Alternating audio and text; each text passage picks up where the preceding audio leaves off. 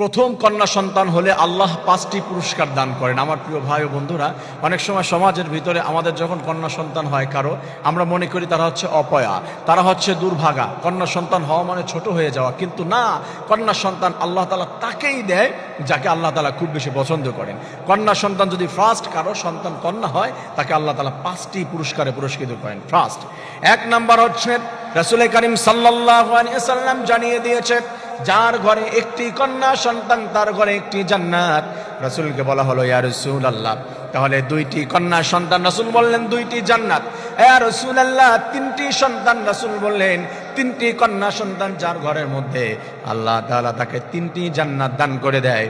তার মানে কন্যা সন্তান যার ঘরের ভিতরে আল্লাহ দেয়, রব্বুল আলামিন বলেছে সঠিক শিক্ষা দিয়ে সঠিক পাত্রস্থ যদি করে দে পারো, আমার বান্দা বান্দির জন্য আমি আল্লাহ জান্নাত নিশ্চিত করে দিলাম। সুবহানাল্লাহ।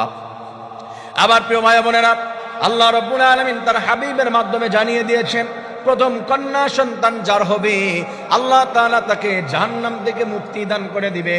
অনেক সময় আল্লাহ রব্বুল আলামিন জানিয়ে দিয়েছে, কন্যা সন্তানকে সঠিকভাবে যদি বড় করতে পারে, লালন পালন করতে পারে, আল্লাহ তাআলা নির্দেশ দিয়েছে তার জন্য আমি রব্বুল আলামিন ওই সন্তানকে যত খাবার দিবে, যত টাকা ব্যয় করবে, আমি আল্লাহ প্রত্যেকটি টাকা সদকা করার সওয়াব দান করে দেই। সুবহানাল্লাহ।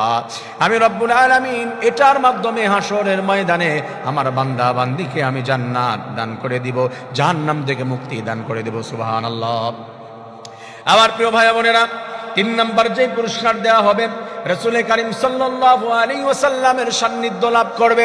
রাসূল জানিয়ে দিয়েছে, যার কন্যা সন্তান হবে আর এই কন্যা সন্তানকে সঠিক শিক্ষা দিবে, আদর্শ শিক্ষা দিবে, সঠিক পাত্রস্থ করতে পারবে, আমিও কন্যা সন্তানের বাবা, আমি জান্নাতের মধ্যে আমার যেই উম্মতের কন্যা সন্তান হয়েছে, আমি রাসূল তাকে হাতে ধরে নিয়ে জান্নাতে যাব, আমার সঙ্গে জান্নাতে থাকবে। সুবহানাল্লাহ।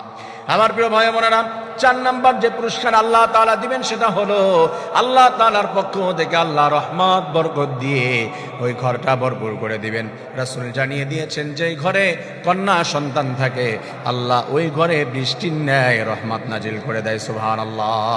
অনেকে মনে করে কন্যা সন্তান হয়েছে, ও তো আমাকে ইনকাম করে খাওয়াবে না, ও তো আরেকজনের ঘরে চলে যাবে, পরের বাড়ি দিয়ে দিতে হবে, আমার তাকে এত পড়াশোনা করাতে হবে কেন, তার জন্য এত খরচ করতে হবে কেন। নাউযুবিল্লাহি মিন যালিক। মনে রাখবেন, আপনার সন্তান কন্যা যখন হবে প্রথম, আল্লাহ রাব্বুল আলামিন আপনার ঘরের ভিতরে বরকত দান করে দিবেন। আল্লাহ তাআলা আপনার ঘরটা ক্ষমার দরজা খুলে দেবেন, সবগুলি রব্বুল আলামিন ক্ষমা এবং বরকত, মাগফিরাত, রহমত দিয়ে